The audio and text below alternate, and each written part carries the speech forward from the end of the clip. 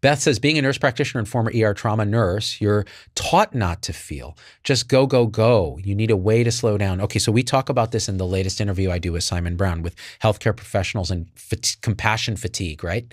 Okay, not only are we taught as youth, as young people, to distance from difficult emotion and to try to spin everything into the positive, we're taught as medical professionals, it's part of our training that you create boundaries, that you don't allow yourself to feel fully, or you'll get compassion fatigue, but yet you have to have empathy, and yet you have to this and that and the other thing. And this is complete and utter fucking bullshit.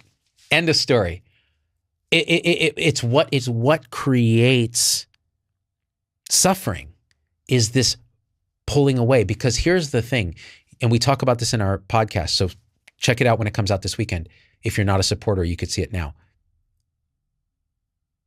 You're in the emergency department, you're seeing the worst of human suffering, you're seeing people having the worst day, minute, month, year of their life. You're there with them. Your tendency and your training is to pull away and make a distance and then go up into thought to figure out what to do for them. So what does that do? You're a human, so you're still feeling their shit. You're still feeling their pain, so you're suffering.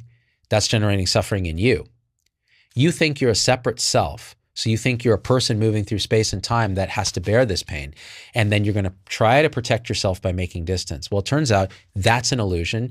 You aren't a separate self unless you believe you are, unless you actually believe the thoughts, the beliefs, and the energetic conditioning that says you're other than everything that's happening.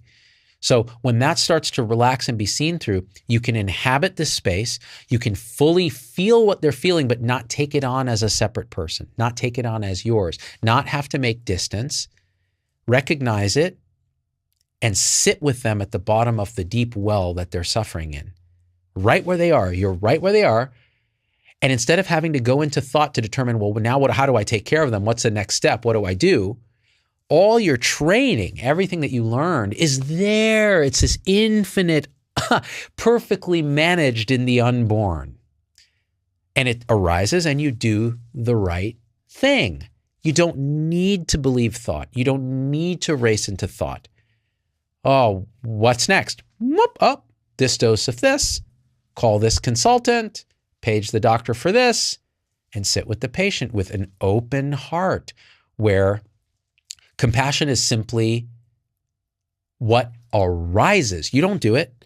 It's what arises naturally in the universe when suffering is met in the presence of this that is eternally you, the unborn, the unmanifest,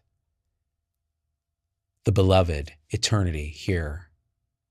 And that's just right here in the emergency department in room 5 with that patient who's jumping out of their skin, hurling obscenities at you, pulling out their IV. It's the radiance of this.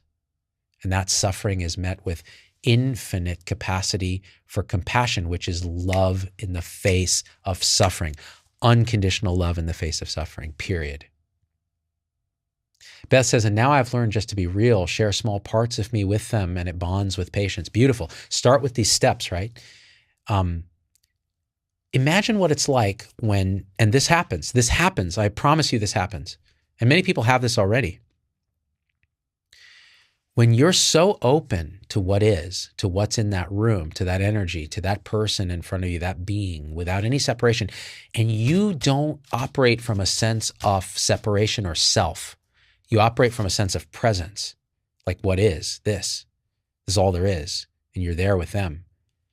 That openness is perceived directly by the other apparent being in the room, and they will open to meet it in a way that would have been scary for a separate self.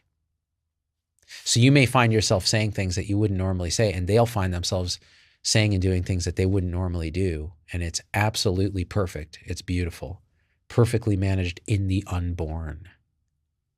By the way, this language, if you're religious and you want to substitute God for unborn, what's the difference? It's all the same. It's all pointing at the same thing. The Sufis called it the beloved, that we're walking each other home to the beloved. That's what we do in life. That's what we do on retreat. Doritha says, amen, amen, forever and ever, eternally amen. Woo! Welcome to church, people. Do you feel it?